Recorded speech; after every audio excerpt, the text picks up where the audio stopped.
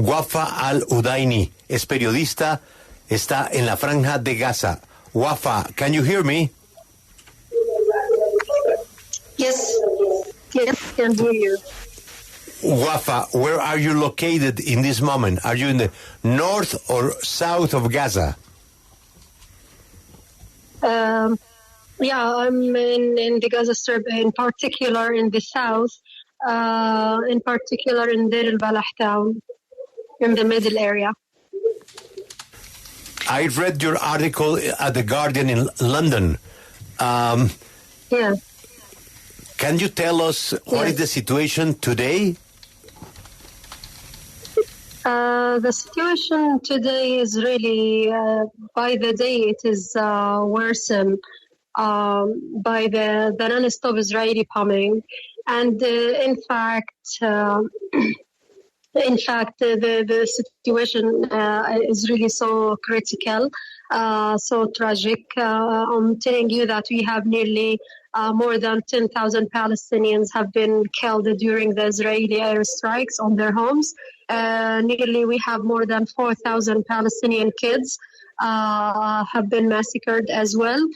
We have also nearly 2,000 or more than 2,000 Palestinians are still trapped under the rubble of their destroyed homes. Half of them are from the kids. Nearly we have more nearly 1,200 Palestinian kids have been still trapped under the rubble of their homes. No one knows whether they are alive or dead. And because we don't have, they closed all of the crossings, and we can say it's like a collective punishment to nearly 2.2 million Palestinians trapped here, nearly 360 kilometers square in the Gaza Strip. They are deprived of drinking water, electricity, and fuel, and even there is a lack of medicine. And in fact, the situation on the ground is really horrible for everyone, including the kids. Wafa. Because half of the population here is from the kids, and I'm telling you that in the hospitals we have thousands of people who got wounded. Let me make a very short translation to Spanish. Please stay on the line. Grace, ¿qué está diciendo?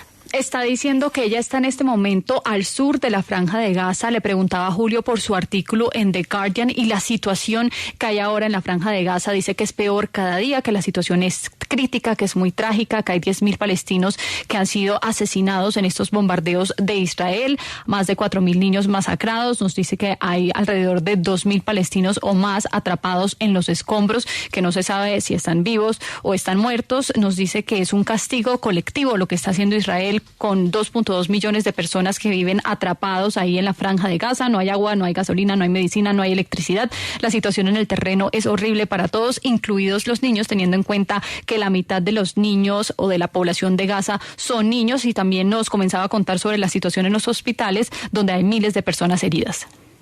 Wafa, what is the situation about food? Is coming food every day for you? Yeah, actually we have lack of food. Really, there is shortage of food. I mean, right now, today I went to the shops, but I find so many missing items. We didn't have milk for the kids. We didn't have diapers for the babies. We didn't have even chocolate, even noodles, chips, any of the snacks that we can just give for our kids. We do not have at all in the shops. I just really today moved from one town to another in order to find anything for my kids, and I found nothing. In fact, just very few kind of vegetables and no fruits. Just cucumber and eggplants and just tomato, potato, nothing more. Just very, very few things we have. And according to the World Food Program, they say that maybe in very few days that the food will be run out of the Gaza Strip if the crossings still closed. Nothing is allowed to enter Gaza at all, even including medicine. They allow nearly few trucks. We need like thousands of medicine trucks in a daily basis, a humanitarian aid. Convoys in a daily basis. Wafa. But in fact, we only have they only allowed very few number of trucks to How many trucks are coming per day? How many trucks? It's not per day. Since the start of this attack, actually, they allowed nearly 500 humanitarian aid trucks. And in fact, even before this attack started in Gaza here, we needed it entered Gaza nearly 500 trucks in a daily basis. But right now the situation is really terrible, so we need thousands of trucks in a daily basis. So since I'm telling you that only 500 since the beginning, since more than a month, we only have 500 trucks, which we used to take in one day before this attack. And even what is in these trucks, it's not that important stuff, in fact, because most of it about just shrouds for the dead people and not basic or important or that important stuff. But here in Gaza, we need everything, in fact, even our the basic needs for the hospitals. We need them. We need bandages. We need anesthesia for, that the surgeons are. How is to be a journalist today in Gaza? How do you do your work? Actually, we don't have immunity at all. They targeted journalists, killing nearly more than 40 Palestinian journalists. And in fact, they targeted them while they are in their homes, killing them and their families. And even some of journalists, they were they didn't enter their homes since nearly the beginning of this attack. So they killed their families, and they received the news of killing their entire families while they are doing media coverage outside. Okay. So many colleagues actually got shocked because they killed their entire families. We don't have immunity. I'm just talking to you, and maybe I'm not going to survive. I'm not really sure, but we have to do our duty. Yes. You are going to survive, Wafa. Be sure. Let me do a very short translation, and I have more questions. Grace, resumen ultra ejecutivo. Bueno, tienen muy poca comida, hay escasez de absolutamente todo. Fue al mercado incluso hoy y no encuentra cosas básicas para los niños como leche, por ejemplo. No hay pañales para los bebés, no hay chocolate, ningún tipo de snack o mecato que le pueda dar a los niños. Y incluso fue de un pueblo a otro para ver si en otro mercado encontraba algo y dice que no encontró absolutamente nada. Se encuentran algunos tipos de vegetales, no hay frutas, solo se encontró como pepino, tomate, berenjena. Nos dice que el programa de alimentos dice que en algunos días ya no va a haber ningún tipo de comida en Gaza porque el cruce sigue cerrado, no están entrando medicinas para los hospitales, permiten la entrada de algunos camiones, pero necesitan miles de camiones al día. Le pregunta a Julio precisamente cuántos camiones están entrando y dice que desde el comienzo de este ataque han entrado 500 camiones de ayuda humanitaria, eso es en más de un mes, y antes de que comenzara este ataque en Gaza entraban 500 camiones diarios, así que la situación es terrible, necesitan miles de camiones al día, así que además porque lo que entra, Julio, no es tan importante, nos dice que no suple con sus necesidades básicas, necesitan de todo, incluso para los hospitales, banditas, anestesia, bandas, de todo. Y el trabajo como periodista, ¿cómo lo ha venido haciendo? Nos dice que los periodistas no tienen ningún tipo de protección en este momento. Hay 40 palestinos o periodistas palestinos que han sido asesinados y atacados en sus casas, mataron a ellos no solo, sino también a sus familias. Los periodistas que no se encontraban en sus casas al comienzo del ataque o que no han ido, mataron a sus familias en sus casas y recibieron esa noticia por fuera, así que no tiene ningún tipo de protección humanitaria. Ella nos dice que no sobreviva. Wafa, you have seen families being almost completely massacred, towns destroyed, buildings reduced to ashes. But what has been the thing that devastated you the most? Yes, the thing that devastated me the most? Yes. Yeah, actually, many things, in fact. But since I am a mother with 3 kids, and actually, whenever I just go to the hospital, see so many injured kids, see kids pulled out of the rappels, see kids crying because they lost their parents. It's really heartbreaking for me, and even I cried whenever I see them or hear them. I just what is also more heartbreaking is just hearing their crying while the surgeon is operating a surgeries for them, and without anesthesia. It's really so painful for such kids. And even, I just see them after the surgeries. It's really, Yes.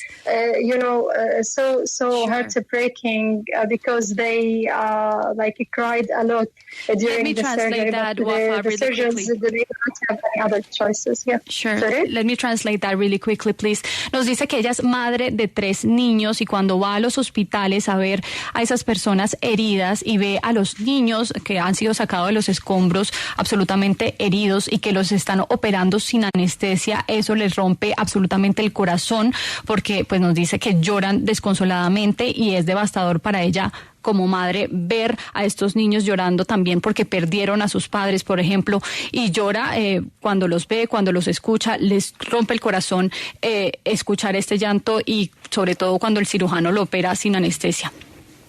Wafa, voices close to the Israeli government claim that journalists in Gaza are monitored by Hamás. Does Hamás have any control over what journalists from Gaza can say or report?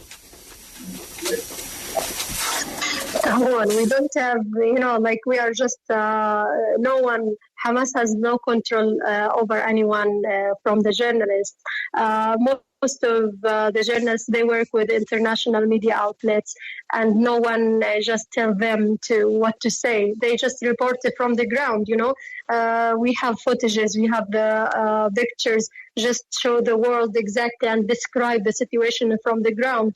It's not something that, that we lie. We don't lie. If there is anyone control the journalists, it's the Israelis. In fact, they even do not allow the international journalists to enter Gaza to cover what is going on, and they allow them only to be in Israel and then cover only the Israeli narrative. And I know so many international journalists, they just report about Gaza where they never come to Gaza, and they are not in Gaza to describe the situation as it is. They depend on the Israeli media to as their sources, which is completely according to the ethics of the journalism. It's a completely wrong thing. Wafa, let me translate that, please.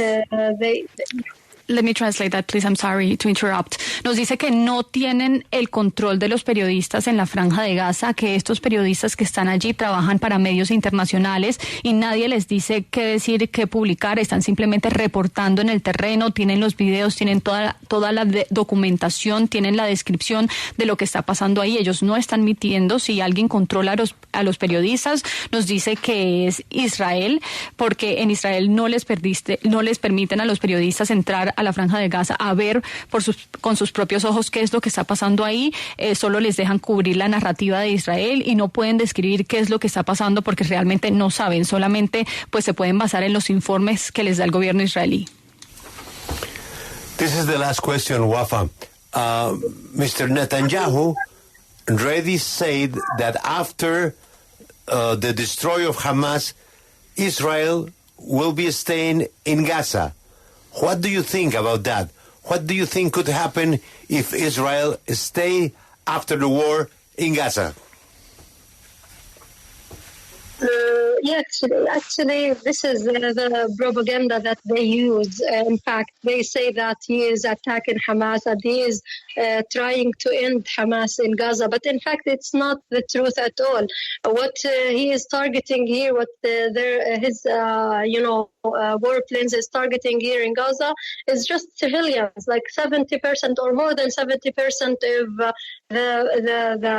the victims or those who got massacred are from the kids and the women, and even that they targeted shops, they targeted pharmacies, they targeted the schools, which sheltering so many displaced people. They targeted the hospitals, they targeted homes, residential buildings. They even wiped out entire blocks in just refugee camps. Nearly 99% of their targets are only civilians building, and this is I can tell you, send you so many footages and videos for their targets. You can find so many of the Palestinian homes. Nearly we have more than 1,000 Palestinian families got their homes bombed during the Israeli airstrikes.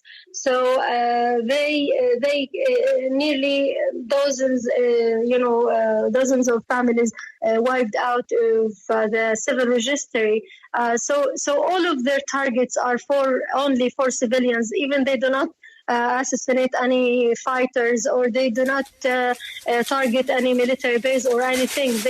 They only targeted homes and civilian areas. And even here they say that south is safer than the north. But in fact, they committed so many massacres here in the south, like in the north.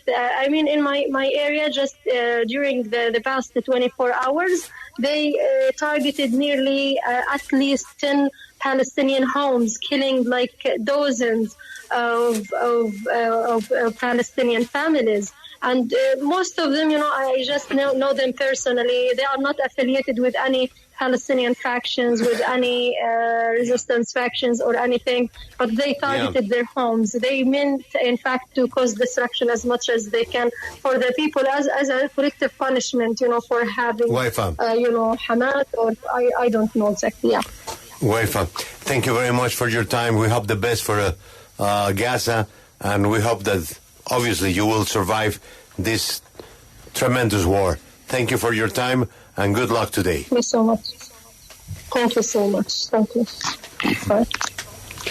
Bueno, sobre la posibilidad de que Israel se quede con el control de la seguridad de la Franja de Gaza, nos dice que es simplemente propaganda la que están usando. Nos dicen que pues Israel asegura que ataca a Hamás, pero realmente no está atacando a Hamás. Esa no es la verdad. No van a acabar con Hamás en la Franja de Gaza porque lo que están atacando son civiles. Nos dice que 70% o más son niños y mujeres, y pues están atacando farmacias, colegios, mercados, zonas de personas desplazadas. Nos dice que están atacando hospitales, casas residenciales, edificios residenciales, están borrando cuadras enteras, campos de refugiados. El 99% de los objetivos de Israel son edificios de civiles. Nos dice que nos puede mandar incluso fotos y videos de los objetivos que tiene Israel. Simplemente son casas de los palestinos, más de 1,000 familias palestinas, o sus casas fueron borradas y bombardeadas por Israel. Nos dice que docenas de familias fueron borradas.